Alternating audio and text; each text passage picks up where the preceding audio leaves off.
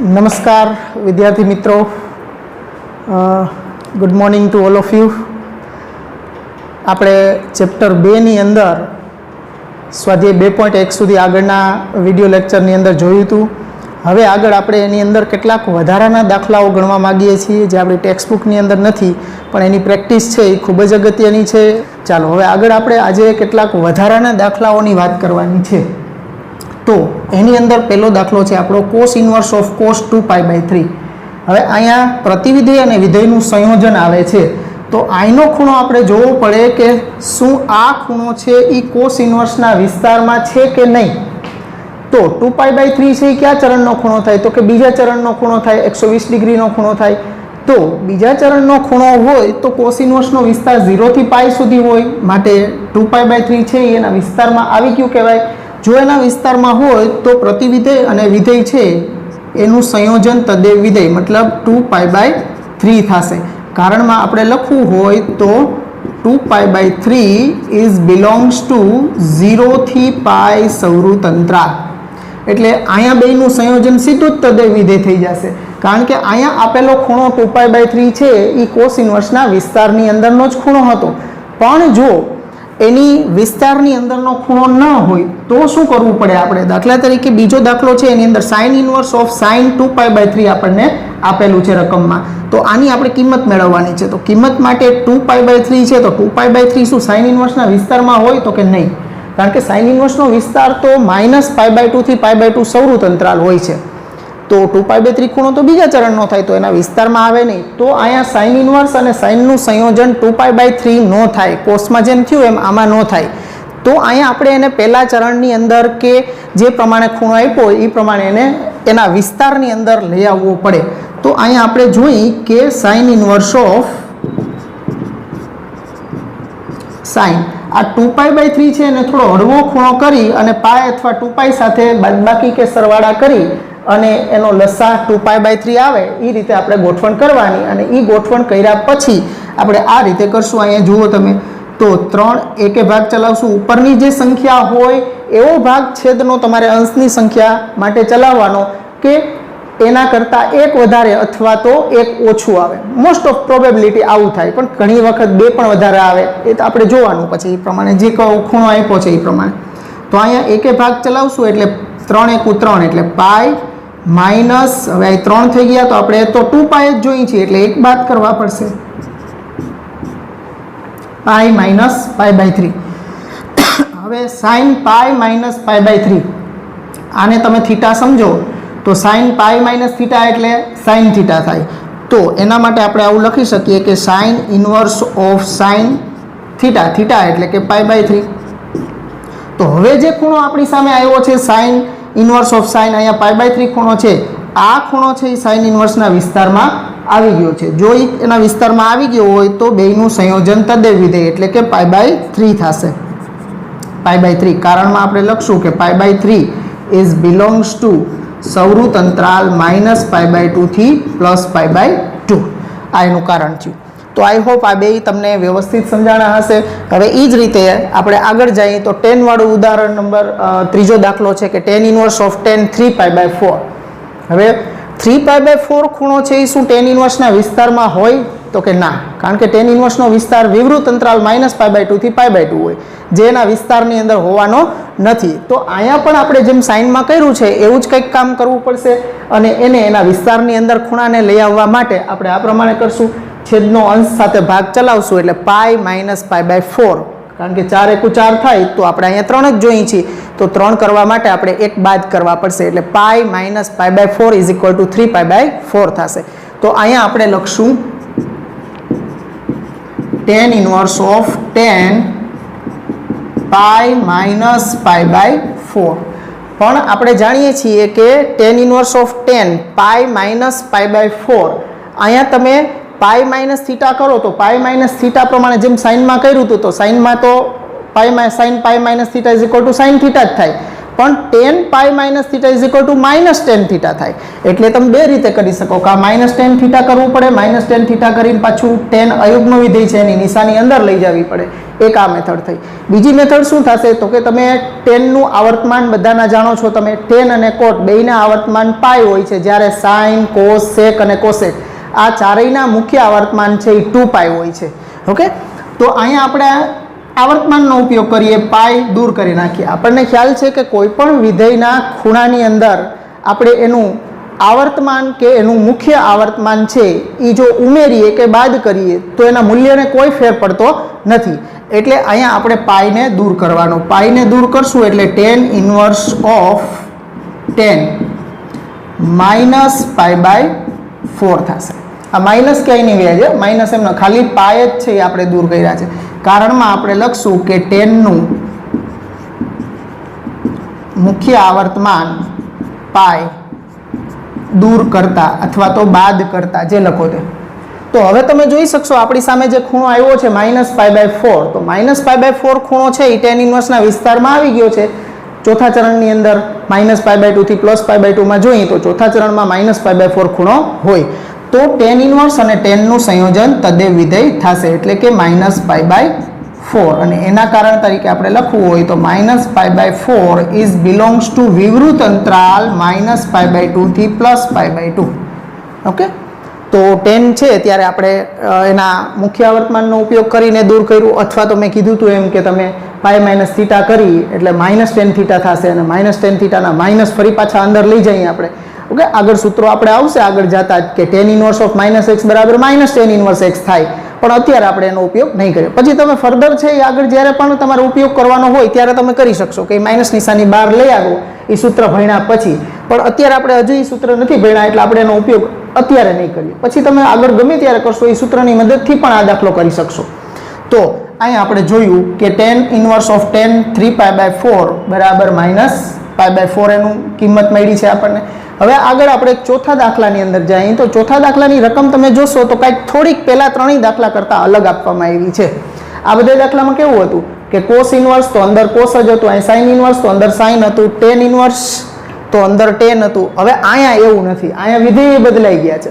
બારે કોટ ઇન્વર્સ છે અને અંદર tan છે, અને ખૂણો છે 7π/4. હવે 7π/4 તો ક્યાં આવે તો કે એન્ટી ક્લોકવાઇઝ ડિરેક્શનમાં આખું ચક્કર મારીને તમે આગળ વધો ત્યારે ચોથા ચરણમાં 7π/4 ખૂણો હોય. તો આ 7π/4 ખૂણો તો એકચ્યુઅલી કોટ ઇન્વર્સ કે tan ઇન્વર્સ કે કોઈના વિસ્તારમાં આવશે નહીં, તો એને વિસ્તારમાં લાવવો પડશે અને આ બે વિધેય પણ સરખા કરવા પડશે. ડબલ કામ આપણે અહીંયા કરવાનું થશે, કારણ કે જ્યાં સુધી 12 કોટ ઇન્વર્સ છે તો આને તમારે કોટની અંદર ફેરવવું પડશે. એના માટે જ્યારે આપણે ત્રિકોણમિતિ પ્રતિવિધેયોના કોટી સૂત્રો ભણી જશું ત્યારે એનો ઉપયોગ કરી શકશું, પણ અત્યારે એનો આપણે નહીં કરીએ. અહીંયા કોટ ઇન્વર્સ ઓફ tan છે તો પહેલાં tan ને છે એ આપણે ફેરવી નાખીએ, અથવા તો આ ખૂણો પણ પહેલાં હળવો બનાવી શકો. તો હું પહેલાં ખૂણો હળવો બનાવી દઉં તો આવું થશે કોટ ઇન્વર્સ ઓફ tan 2π - π/4. જો હવે અહીંયા મારે 4ની સાથે ભાગ ચલાવવું તો 7ની નજીક જવા માટે 2 ભાગ ચલાવવો પડે, એટલે 2π, એટલે પાઈના ગુણકમાં તમારે ભાગ ચાલે હંમેશા. પાઈ, 2π, 3π આ પ્રમાણે જ હંમેશા ભાગ ચાલશે તમારે. π/2 ના ગુણકમાં કે એમ નહીં ચલાવવાનો, કારણ કે π/2 જો લઈએ તો વિધેય બદલાઈ જતું હોય છે, એટલે આપણે એમ નહીં ચલાવીએ. તો 7π/4 ને આપણે લખ્યું 2π - π/4. જો 4 દુ 8 માંથી 1 જશે એટલે 7π/4 જ છે. ઓકે, મૂલ્ય અહીંયા. હવે 2π - π/4 તો 2π છે એનું આવર્તમાન છે, અથવા તો જો તમે ચરણ પ્રમાણે કરશો તો 2π - θ એટલે ચોથું ચરણ. ચોથા ચરણમાં tan ઋણ હોય એટલે તમે -tan પણ કરી શકો, એટલે કે કોટ ઇન્વર્સ ઓફ -10π/4. જો ચરણ પ્રમાણે તમે જાશો તો આ માઇનસ નિશાની છે અહીંયા નથી આવવાની. ચરણ પ્રમાણે નિશાની છે એ ચોથા ચરણમાં ઋણ હોય એટલે નિશાની બહાર રહેશે. જો ધન હોત ચરણની અંદર ત્રીજા ચરણમાં હોત તો ધન થાત, તો અહીંયા ધન રહેત. પણ આ વચ્ચે આવતી નિશાની છે જો ચરણ પ્રમાણે કામ કરશો તો એ લેવાની હોય નહીં. પણ જો તમે આવર્તમાન કે એના મુખ્ય આવર્તમાન પ્રમાણે વાત કરશો તો એ નિશાની એમનેમ રહેશે. પ્લસ હશે તો પ્લસ રાખવાના, માઇનસ હોય તો માઇનસ રાખવાના. ઓકે, તો અહીંયા આપણે કોનો ઉપયોગ કર્યો હું કારણ અહીં લખી દઉં કે tan 2π - θ બરાબર -tan θ કર્યું છે આપણે. હવે -10π/4 હવે આપણે વિધેય બદલાવવું છે. 12 કોટ ઇન્વર્સ છે તો અંદર 10 નું કોટ કરવું પડશે પહેલા. તો હું આવું લખી શકું કે કોટ ઇન્વર્સ ઓફ કોટ π/2 + π/4. ટેનનું મેં કોટ કરી નાખ્યું π/2 પ્લસથી. જો ખૂણો છે એ બદલાવી તમે π/2 માઇનસથી બદલાવી શકો અને π/2 પ્લસથી પણ બદલાવી શકો. તો π/2 માઇનસથી જો મૂલ્ય અહીંયા ધન રહેતું હોય તો π/2 માઇનસથી ખૂણો બદલાવાનો, પણ અહીંયા માઇનસ આવે છે એટલે π/2 પ્લસથી, કારણ કે તે કોટ વિધેય છે એ બીજા ચરણમાં ઋણ હોય છે એટલે કોટ π/2 પ્લસ π/4 આપણે અહીંયા લખી શકીએ. હવે કોટ ઇન્વર્સ ઓફ કોટ આનો લસા લઈ લો. 2 અને 4 નો લસા થશે 4 અને 2 વડે અહીંયા ગુણશો એટલે 2π પ્લસ π/4. તો કોટ ઇન્વર્સ ઓફ કોટ 3π/4. અહીંયા આપણને કોટ ઇન્વર્સ ઓફ કોટ 3π/4 મળ્યો. તો 3π/4 ખૂણો ક્યાં હોય? જો છેદ કરતા એક ખૂણો એક સંખ્યા અંશમાં મોટી હોય તો સમજવાનું કે બીજા ચરણનો ખૂણો જ થશે. તો અહીંયા 3π/4 છે તો આ બીજા ચરણનો ખૂણો 3π/4 શું કોટ ઇન્વર્સના વિસ્તારમાં આવે? તો કે હા, કારણ કે એનો વિસ્તાર પણ વિવૃત અંતરાલ 0 થી π હોય તો 0 થી π બીજા ચરણની અંદર છે એ ખૂણો છે તો એના વિસ્તારમાં આવી ગયો કહેવાય.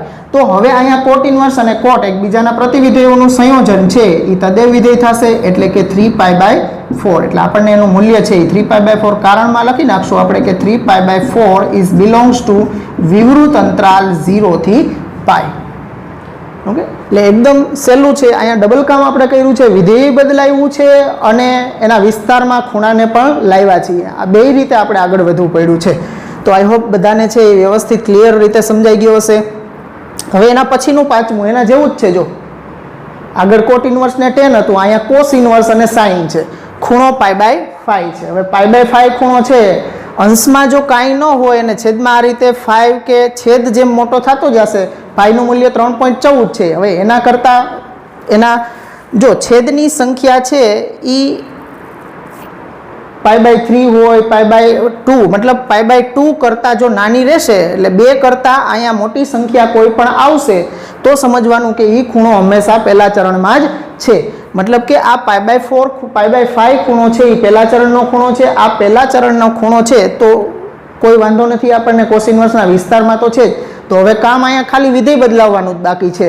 વાં તો એ ખૂણોય એની અંદર નહોતો એટલે ખૂણોય બદલાવવો પડ્યો અને વિધેય બદલાવવું પડ્યું, ડબલ કામ કરવું પડ્યું. તો હવે અહીંયા આપણે ખાલી વિધેય બદલાવશું. વિધેય બદલાવવા માટે જો એ ખૂણો પહેલા ચરણનો જ હોય અને આગળ ધન છે તો ખાલી π/2 કરવાથી જ વિધેય બદલાઈ જશે. એટલે cos ઓફ π/2 માઇનસ π/5. સાઇનની જગ્યાએ કોસ અને અહીંયા π/2 માઇનસ થીટા, જ્યાં થીટા છે એ π/5 છે, કારણ કે કોસ π/2 માઇનસ થીટા એટલે સાઇન થીટા થાય. એટલે આપણે કોસ થીટાની સાઇન થીટાની જગ્યાએ કોસ π/2 માઇનસ થીટાના સ્વરૂપમાં લખી શકીએ આપણે. હવે આ π/2 માઇનસ 5 છે એનો લસા લઈ તો 2 અને 5 નો લસા 10 થશે. એટલે કોસ ઇન્વર્સ ઓફ કોસ અહીંયા 5 વડે ગુણી દો એટલે 5π, અહીંયા 2 વડે ગુણી દો એટલે 2π ના છેદમાં 10.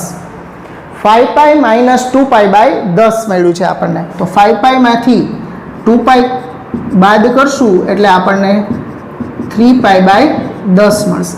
હવે 3π/10 છે એ શું 0 થી π ની વચ્ચે આવી ગયો હશે ખૂણો? તો કે હા, 3π/10 દાખલા અહીં π બરાબર તમે 180 મૂકી દો તો 180 ના છેદમાં 10 છે એટલે 10 10 કેન્સલ કરો તો 18 વધશે. 18 ના ગુણકમાં આગળ 3 છે એટલે 18 તેરી 54 નો ખૂણો થાય. 54 નો ખૂણો છે એ ક્યાં હોય? તો કે પહેલા ચરણની અંદર.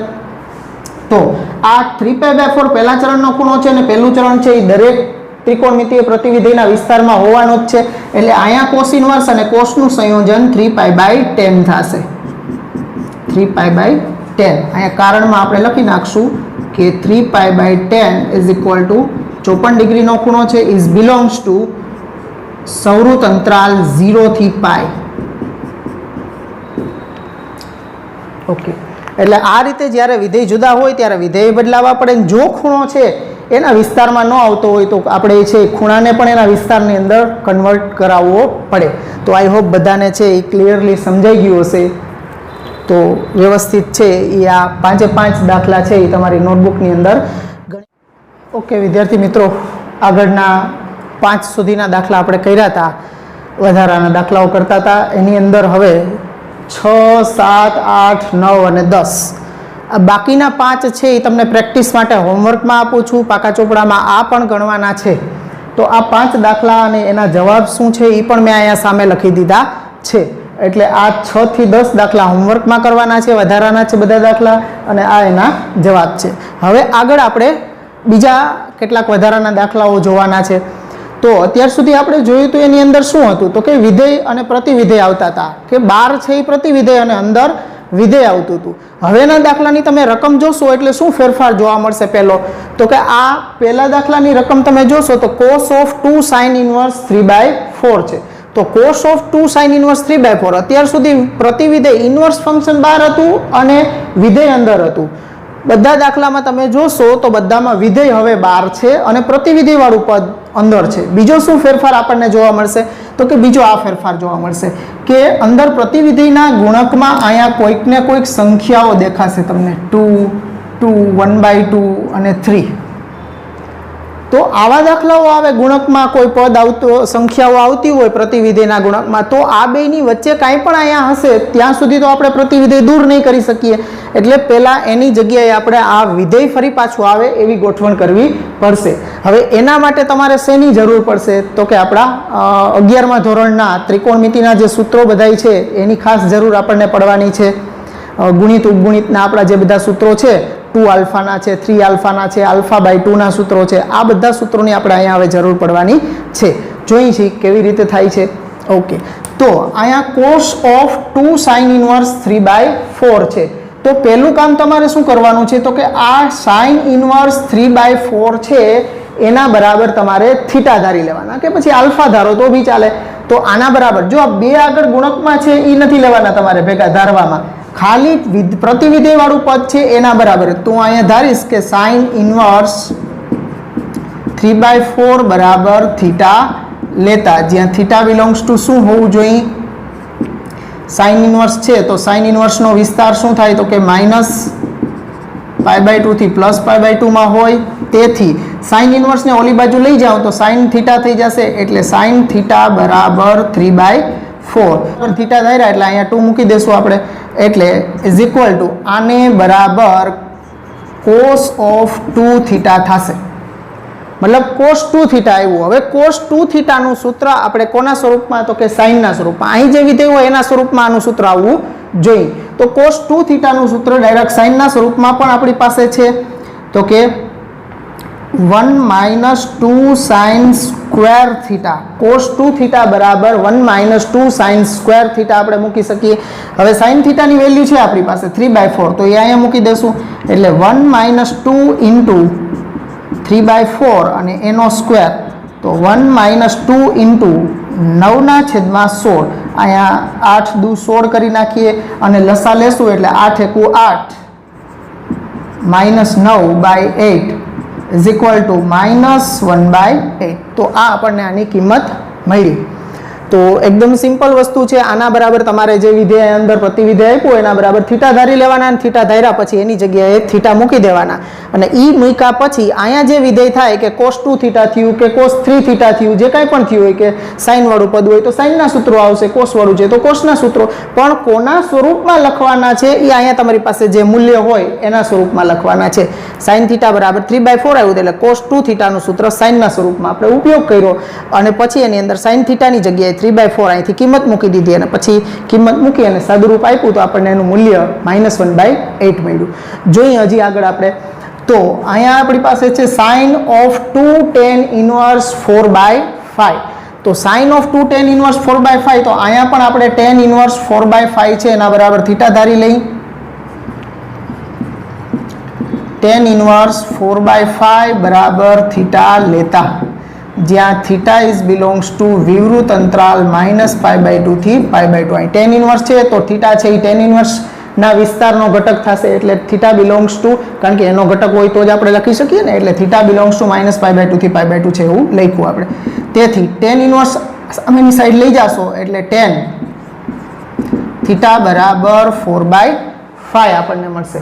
તો હવે tan થીટા બરાબર જે 4/5 મળ્યું છે એ મૂલ્ય આપણને 10 નું મળી ગયું છે. હવે આપણે આના ઉપર જઈએ પાછા, તો આને બરાબર tan ઇન્વર્સ 4/5 છે, અહીંયા થીટા મૂકું તો આ આપણને શું મળશે? sin 2 theta. હવે sin 2 થીટાનું સૂત્ર કોના સ્વરૂપમાં? તો કે 10 ના સ્વરૂપમાં. sin 2 થીટાનું સૂત્ર 10 ના સ્વરૂપમાં શું થશે? તો બરાબર 2 tan થીટાના છેદમાં 1 પ્લસ tan સ્ક્વેર થીટા બરાબર, ચાલો tan થીટાની જગ્યાએ 4/5 મૂકી દો એટલે 2 into 4/5 ના છેદમાં 1 પ્લસ ટેનની જગ્યાએ 4/5 એનો વર્ગ એટલે 16 છેદમાં 25. હવે આનો લસા લઈ લ્યો તમે અહીંયા અને આ કરી નાખો 8 છેદમાં 5 અને એના છેદમાં 25 એકુ 25 ને 25 ને 16 41 છેદમાં 25. તો અહીંયા 25 25 અને છેદનો છેદ અંશમાં લઈ જશો એટલે 8 પંચા 40 છેદમાં 41. તો આપણને અહીંયા મૂલ્ય મળી ગયું એનું. એટલે આ પ્રકારના દાખલાઓ પણ એકદમ સહેલા છે. અહીંયા tan ઇન્વર્સ અંદર હતા તો tan ઇન્વર્સ 4/5 બરાબર થીટા ધાર્યા તો tan થીટા બરાબર 4/5 થયું અને આ tan ઇન્વર્સ 4/5 ની જગ્યાએ થીટા મૂકી દીધું તો અહીંયા આપણી સામે sin 2 થીટા, sin 2 થીટાનું સૂત્ર છે એ આપણે tan ના સ્વરૂપમાં લખ્યું 2 tan theta upon 1 plus tan square theta અને એમાં આપણે tan ની કિંમત 4/5 મૂકી દીધી અને સાદુરૂપ આપ્યું તો આપણને 40 છેદમાં 41 એની કિંમત મળી. ઓકે, હજી આગળ આપણે જોઈએ એના પછીનો ત્રીજો દાખલો છે. એમાં tan સ્ક્વેર 1/2 cos ઇન્વર્સ 3/4 છે. તો cos ઇન્વર્સ 3/4 બરાબર આપણે પહેલા થીટા ધારવાના. cos ઇન્વર્સ 3/4 બરાબર થીટા લેતા જ્યાં થીટા બિલોંગ્સ ટુ cos ઇન્વર્સનો વિસ્તાર એટલે કે 0 થી પાઈ સવૃત અંતરાલ. તો cos થીટા બરાબર cos ઇન્વર્સ ઓલી બાજુ જાય એટલે cos થીટા બરાબર 3/4 આવે તો બરાબર tan સ્ક્વેર 1/2 અને આની જગ્યાએ આપણે થીટા મૂકશું એટલે થીટા બાય 2 થશે. તો tan સ્ક્વેર થીટા બાય 2 આપણી સામે આવ્યું. તો tan સ્ક્વેર થીટા બાય 2 નું સૂત્ર કોસના સ્વરૂપમાં છે તો કે હા આપણી પાસે આલ્ફા બાય 2 ના સૂત્રો છે. tan સ્ક્વેર આલ્ફા બાય 2 બરાબર 1 minus cos alpha upon 1 plus cos alpha એટલે આ થશે 1 માઇનસ કોસ થીટાના છેદમાં 1 પ્લસ કોસ થીટા. હવે કોસ થીટાની કિંમત છે આપણી પાસે 3/4 મૂકી દઈએ આપણે એમાં તો 1 માઇનસ 3/4 ના છેદમાં 1 પ્લસ 3/4 બરાબર લસા લેશું એટલે 4 માઇનસ 3 ના છેદમાં 4 પ્લસ 3 તો 4 માંથી 3 ગયા એટલે 1 અને છેદમાં 4 ને 3 7. તો અહીંયા આપણને એનું મૂલ્ય મળ્યું 1/7. ઓકે, એટલે એકદમ સહેલું છે. માત્ર તમને છે એ ગુણિત ઉપગુણિતના સૂત્ર આવડવા આ દાખલાઓ માટે ખાસ જરૂરી છે. એ ન આવડતા હોય તો આપણે હજી કોઈને પાકા ન હોય તો લખીને આ ઘણો ગાળો વયો ગયો છે તો બધા મિત્રો છે એવું લાગે તો છે એ થોડી વાર 1-2 વખત છે એ લખવાના અને પાકા કરવાના કારણ કે એના વગરનો ઉદ્ધાર થવાનો નથી એટલું સમજી લેજો. આ દાખલાઓ ગણવા માટે એ સૂત્રો ખૂબ જ જરૂરી છે.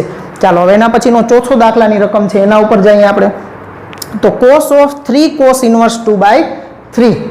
તો આની અંદર cos ને cos ઇન્વર્સ ને cos બે છે આની અંદર પણ એની આગળ 3 છે એટલે ડાયરેક્ટ તો આપણે કાંઈ કરી શકશું નહીં. આ 3 જ્યાં સુધી દૂર ન થાય ત્યાં સુધી આપણે કામ ન કરી શકીએ એટલે આપણે અહીંયા cos ઇન્વર્સ 2/3 બરાબર ધારી લઈએ કે cos ઇન્વર્સ 2/3 બરાબર થીટા લેતા cos થીટા બરાબર 2/3 તો આ થીટા અહીંયા મૂકી દેશું એટલે cos 3 થીટા થઈ જશે એટલે બરાબર cos 3 થીટા. હવે cos 3 થીટા એટલે કે cos 3 આલ્ફાનું સૂત્ર કોના સ્વરૂપમાં તો કે કોસના સ્વરૂપમાં કારણ કે cos 3 થીટા અને અહીંયા cos જ છે તો cos 3 આલ્ફાનું સૂત્ર કોસના સ્વરૂપમાં આપણે જાણીએ છીએ 4 cos cube alpha minus 3 cos alpha સાઇનનું ઉલટું આમ કરી દેતા હોઈએ છીએ આપણે. તો અહીંયા આપણે લખીએ 4 cos cube theta minus 3 cos theta બરાબર 4. હવે કોસની કિંમત અહીં 2/3 છે એ મૂકીએ તો 2/3 નો ઘન કરશું એટલે 2 નો ઘન 8 અને 3 નો ઘન 27 ડાયરેક્ટ હું મૂકી દઉં છું -3 ઇન્ટુ કોસ થીટાની જગ્યાએ પાછું અહીંયા 2/3. ઓકે, હવે અહીં તો કાંઈ છેદ ઉડવાના છે નહીં એક અહીંયા ઉડાડી નાખો તમે 3 કેન્સલ થઈ જશે અહીં બાજુમાં કરી દઉં છું બરાબર. હવે અહીંયા 27 છે એનો લસા અહીંયા લઈ લેશું એટલે 8 ચોક 32 માઇનસ 27 દુ 54 ના છેદમાં 27 32 માઇનસ 54 32 માઇનસ 22 ના છેદમાં 27 એટલે 32 માઇનસ 54 માઇનસ 22 ના છેદમાં 27 આપણને મળ્યા છે. તો તો એકદમ સહેલા દાખલા છે, પણ આ દાખલાઓ આવડવા માટે છે એ આપણા ગુણિત ઉપગુણિતના સૂત્રો છે એ તમને આવડવા ખૂબ જ જરૂરી છે. તો બધા છે એ આ નોંધી લ્યો એક વખત, પછી આપણે આગળ વધીએ.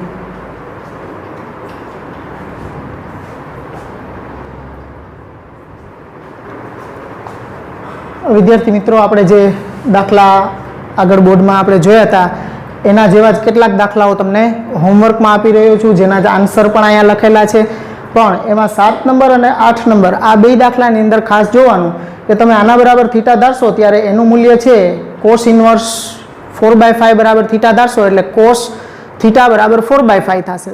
તો અહીંયા સાઇન 2 થીટા, સાઇન 2 થીટાનું સૂત્ર છે એ કોસના સ્વરૂપમાં સીધું હોતું નથી, એટલે કોસ ઉપરથી કાટકોણ ત્રિકોણની મદદથી સાઇનનું મૂલ્ય પણ તમારે મેળવી લેવું જોઈશે. સાઇન 2 થીટાનું સૂત્ર તમે 2 સાઇન થીટા ઇન્ટુ કોસ થીટાનો ઉપયોગ કરવાનો, પછી એમાંથી તમને મળી જશે. એવું જ અહીંયા થશે. અહીંયા પણ 8મા દાખલામાં સાઇન ઇન્વર્સ 2/3 બરાબર થીટા ધારશો એટલે tan સ્ક્વેર થીટા બાય 2 થશે. તો tan સ્ક્વેર થીટા બાય 2 માટે સૂત્ર છે એ કોસના સ્વરૂપમાં હોય, તો કોસના સ્વરૂપમાં આ સાઇન ઇન્વર્સ 2/3 છે એની તમારે કાટકોણ ત્રિકોણ બનાવવાનો.